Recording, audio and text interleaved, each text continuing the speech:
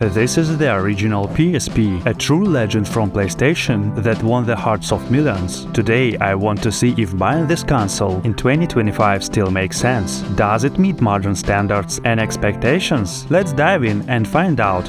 The first PlayStation Portable was released by Sony in 2004 in Japan and in 2005 worldwide. It was Sony's first handheld console, competing with the Nintendo DS. The PSP delivered PlayStation 2 level graphics and multimedia features. It became an instant hit thanks to games like GTA, God of War, Monster Hunter, and many others. A little later, Sony released a slimmer and lighter version, the PSP 2000, followed by the PSP 3000 with an improved screen. In total, around 80 million units were sold, making the PSP a significant part of handheld gaming history. Personally, I had this console about 15 years ago and played a ton of games on it, but a lot has changed since then, and I'm starting to wonder if my memories of its gameplay quality are tricking me.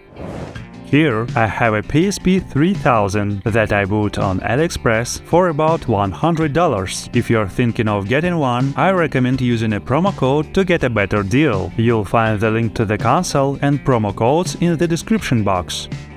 At first glance, the PSP looks very compact and lightweight, but what immediately stands out to me is how dim the screen is and how clearly I can see the pixels. The screen has a resolution of 480 by 272 pixels. With a screen this size and such low pixel density, the interface and games look a bit odd. For comparison, the R36S has a 640 by 480 pixel screen, making gameplay much more comfortable. The PSP has glossy control buttons that feel smooth under your fingers. The D-pad uses a rubber membrane, and each direction is separated. But as you can see, when you press one button, all the others move slightly as well. The analog stick has a unique design and sticks out slightly from the body. It takes some getting used to at first. The shoulder triggers are transparent and feel great to press. They add a futuristic touch and make the console look stylish even today. On the back, there is a compartment for UMD discs, which were used to distribute games. Let's not waste any time. Let's test some games. Visually simple games like Little Big Planet run very well and smoothly. Of course, this isn't a Retina display or Full HD, so it takes some adjustment in 2025, but overall, it's still playable.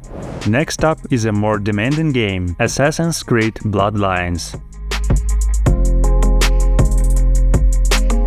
As you can see, the frame rate drops at times, making it not the smoother experience. It's strange because 15 years ago I never noticed this. I thought the game ran perfectly and looked incredible.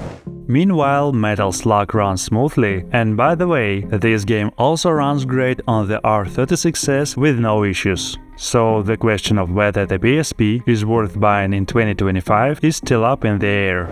And before we continue, please like and subscribe to the channel and leave a comment. This helps me promote the channel. Also, you can click the bell icon so you don't miss any new videos. Thank you for your attention. Let's continue. GTA Vice City Stories, one of the most popular PSP games, also has noticeable frame drops right from the start. That's surprising. How did I not notice this before? If the performance is this rough, what's the point of this console at all? I'll answer that question later.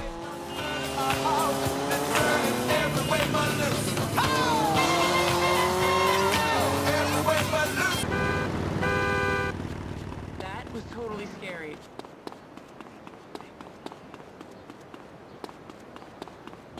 Now, this is one of my all-time favorite and most charming games, Loco Roco.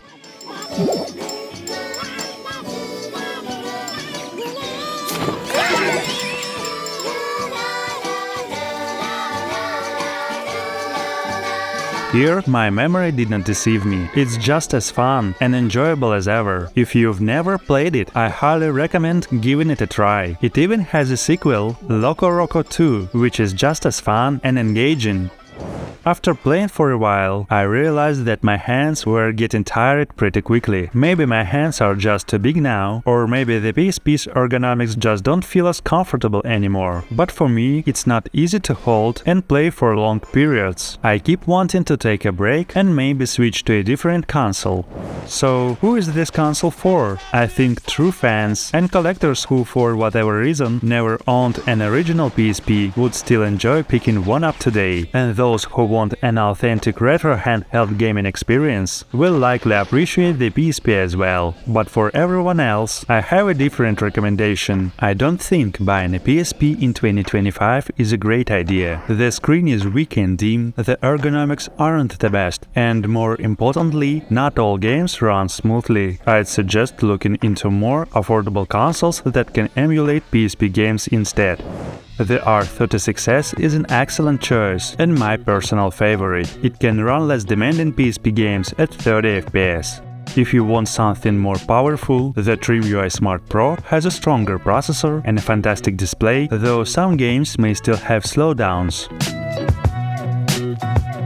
The best and most well-balanced option, in my opinion, is the Powkiddy X28. It can emulate every PSP game at a much higher resolution than the original without any lag or stuttering. It's a perfect mix of price and performance.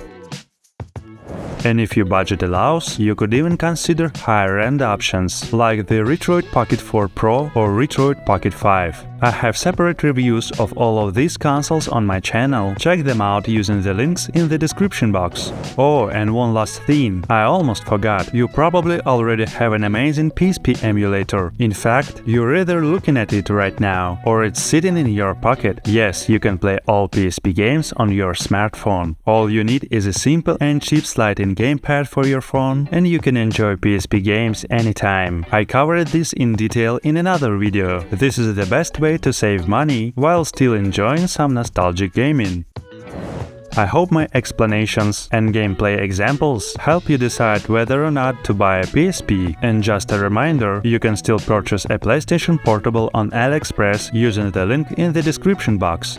I hope you enjoyed this video. Please like and subscribe to the channel. I wish you pleasant nostalgia and successful completion of your favorite games.